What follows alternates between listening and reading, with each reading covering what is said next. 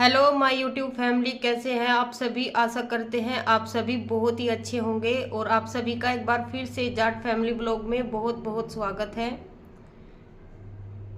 तो आज हम एक टॉपिक पर बात करेंगे जिसमें टॉपिक है हमारा, एक विवाहित लड़की है जब उसकी शादी हो जा तो उसका अपने मायके में दखलंदाजी करना कहाँ तक जायज़ है। इस टॉपिक पर हम बात करेंगे। और फिलहाल ही 4-5 दिन है अभी स्कूल के, सभी अपनी हमारी बहन है, हमारी माताएं हैं, बहुत सी अपने बच्चों को लेकर अब छुट्टी में अपने मायके में भी जावेगी। तो कोई अपना थोड़ा बहुत टाइम पास करने के लिए जा, बच्चों के इंजॉय के लिए जा, और थोड़ी बहुत कुछ है जो अपनी दादागिरी के लिए भी जावे। वे अपनी ससुराल की पोजीशन भी अपने मायके में जाके झाड़े। तो एक विवाहित लड़की कहाँ तक सही है, या एक विवाहित लड़की का, शादीशुदा लड़की का अपने मायके में दखल देना कहाँ तक सही है, आज इस टॉपिक पर हम बात करेंगे। मेरा नाम है रूबी, और अगर आपने अभी तक हमारे चैनल को सब्सक्राइब नहीं किया है तो प्लीज़ हमारे चैनल को सब्सक्राइब कर लीजिए और वीडियो को अंत तक देखकर हमारे चैनल को हमारी वीडियो को लाइक ज़रूर करके जाइए। तो अपना टॉपिक शुरू करते हैं। जब एक लड़की शादी होकर अपने ससुराल में जावे तो वह फिर भी अपने मायके में बार बार फ़ोन करेगी या बार बार आना जाना रखेगी, दखलंदाजी बहुत ज़्यादा देवे अपने मायके में। और उस लड़की के अगर 2-3 भाई हो, माँ बाप हो, भाभी हो, फिर भी उनके रिश्ते में टांग अड़ाई जावे। उसे हर काम की, हर चीज़ की इन्फॉर्मेशन ज़रूर चाहा। वह ये नहीं सोचती कि तेरा शादी होगी, जब तक शादी नहीं हुई थी तेरा पूरा अधिकार था उस घर पे, लेकिन अब तेरी शादी होगी, तेरा दूसरा घर हो गया है, अब ससुराल वाला घर हो गया। तू अपने पति को देख, अपने ससुराल पक्ष के परिवार को देख, वहाँ के परिवेश में तू ढल। लेकिन ऐसा वह नहीं करती। वह बार बार अपने घर में, अपने मायके में फ़ोन करेगी, वहाँ के हालचाल पता लेवेगी, वहाँ की सारी खैर खबर लेवेगी, और बार बार वहाँ का आना जाना लगाती रहेगी। इससे ससुराल पक्ष में भी बहुत ज़्यादा तकरार बन जा और मायके पक्ष में भी बहुत ज़्यादा तकरार बन जा। मायके में तभी सम्मान मिले जब हम शादी के बाद एक दायरे में रह के वहाँ हम फ़ोन फान पे बातचीत करते हों, और एक दायरे में रह के वहाँ हम आना जाना करते हो। क्योंकि शादी के बाद हमारा एक अलग घर हो गया और उसकी जिम्मेदारी भी अब हमारी बनती है, ना कि मायके पक्ष की। मायके में हमारी भाभी आ रही, माँ के बाद इतने माँ है, इतने माँ की जिम्मेदारी बने उस घर को संभालने की, और माँ के बाद हमारी भाभी की जिम्मेदारी बने, यानी भाई की पत्नी की जिम्मेदारी बने। आप कितनी भी कोशिश कर लो, कितनी भी दादागिरी कर लो, वहाँ कितना भी मुखियापना खिंडा लो तुम, लेकिन तुम वहाँ जिम्मेदारी नहीं ले सकती, उस घर के मुखिया तुम नहीं बन सकती। इसलिए बेहतर होगा टाइम रहते अपने ससुराल पक्ष के परिवार को ही संभाल लो, वो ही थारे लिया बहुत होगा।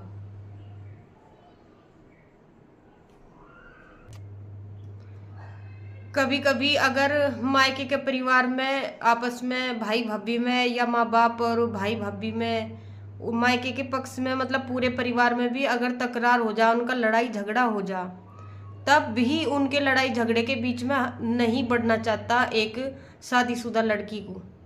हो सके तो उन्हें समझाने की कोशिश करें, उन्हें सलाह देने की कोशिश करें, ना कि उनके बीच में टांग अड़ाने की।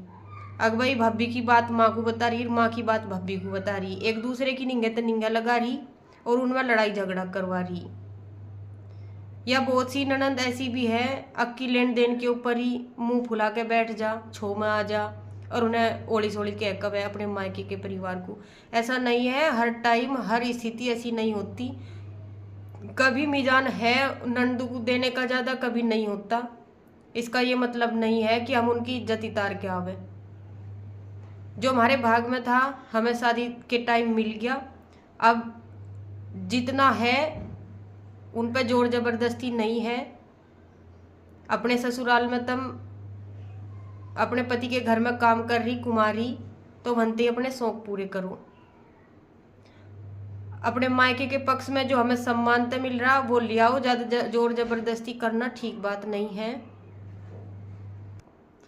इब रही लड़ाई झगड़े की बात, अगर ननंद शादीशुदा लड़की अपने मायके में एक भाई का पक्ष लेगी तो दूसरे भाई की बुरी, अगर माँ बाप का पक्ष लेगी तो भाई भाभी की बुरी, ऐसे ही एक दूसरे की बुरी बनती रहे। हो सके तो उन्हें सही सलाह देने की कोशिश करो, समझाने की कोशिश करो, उनके बीच में टांग अड़ाने की,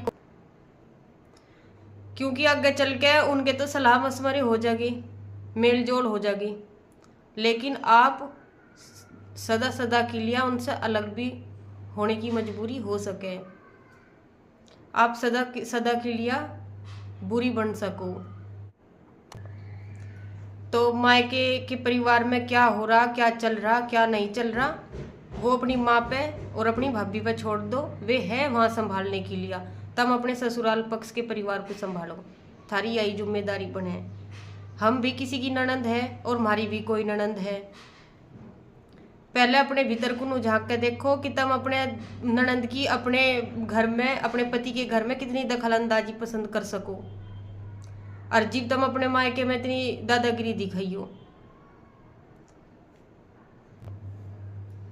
अपनी खुद की ननंद के आने पे तो चाहे थारा माथा चढ़ जाता हो, और अपने मायके में जाके तुम वहाँ मुखियापना खिंडाओ, तो यह ठीक बात नहीं है। दूसरे को भी मान सम्मान दो और खुद भी मान सम्मान लो। और इसका एक मतलब इसका यूँ नहीं है कि अपने मायके से बिल्कुल ही संबंध ही खत्म कर दो, बिल्कुल आना जाना ही खत्म कर दो। हाल चाल का भी पता लो एक दायरे में रह के, और आना जाना भी एक दायरे में रह के करो।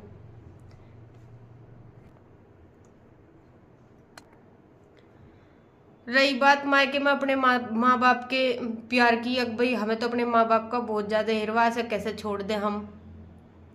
तो माँ बाप का ध्यान रखने के लिए वहाँ आपके और भी भाई हैं, भाभी हैं, और ज़रूरत पड़े तो अगर वहाँ कोई है भी नहीं, और चाहे हो भी, अगर ज़रूरत पड़े तो ज़रूर जाओ उनकी मदद करने के लिए। ऐसा नहीं है भी बिल्कुल मन से संबंध खत्म कर लो या हम तो जा ही नहीं सकते। अपने माँ बाप का ध्यान रखने के लिए अगर वहाँ कोई नहीं है, या है भी कर नहीं रहे हैं उनकी सेवा पानी, तो वहाँ उनका ध्यान रखने के लिए ज़रूर जाओ, क्योंकि माँ बाप ने आपको जन्म दिया। अगर आपके भाई भाभी ऐसा नहीं कर रहे तो फिर आपकी जिम्मेदारी बने। अगर आपके भाई भाभी या और भाई सही हैं, सही चल रहे हैं अपने परिवार को लेके, तो थारी दखलंदाजी फिर गलत है। फिर अपने ससुराल के परिवार को संभालना ही ठीक होगा। अपने पति पर ध्यान दो, और नहीं तो दो घर बिगड़ेंगे, एक तो थारे मायके का घर बिगड़ेगा, एक थारे ससुराल पक्ष का परिवार बिगड़ेगा। एक ननंद के मन में ऐसा भी रव है कि जब उसके 2-3 भाई हो, और एक भाई उसका लेन देन ज़्यादा कर दे और एक भाई कम कर दे, तो ननंद के वहाँ भी मुंह बन जा। वह एक को तवज्जो ज़्यादा देवेगी, दूसरे को देती नहीं। अगनों को इसके तो आज तक कुछ छूटता ही नहीं, तो हमें कोई देता ही नहीं। तो उसकी भी परिस्थिति समझने की कोशिश करो। सारे बहन भाई सब एक समान हो, अपने भाइयों को एक समान समझने की कोशिश करो। एक की स्थिति होगी ज़्यादा देने की, दूसरे की नहीं होगी, तो यह ज़बरदस्ती थोड़ा ही है कुछ, या तो वहाँ लेन खानी जा रही बस। थारे भाई बहन के रिश्ते हो गए, अपना थोड़ा बहुत मनोरंजन करने के लिए, अपने माँ बाप का दुख सुख का पता लेने के लिए तो जारी हो गया, लेन खान जाओ वहाँ। ब्याह कर दिया, उनकी जिम्मेदारी पूरी हुई, जितना थारा किस्मत थी तुम्हें मिल गया।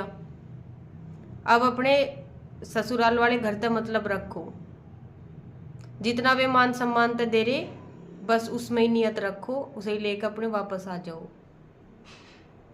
अगर आपको हमारी ये वीडियो पसंद आई है तो प्लीज़ हमारे चैनल को लाइक एंड सब्सक्राइब करें, और ऐसे ही हम घरेलू टॉपिक लेकर आते रहेंगे। धन्यवाद।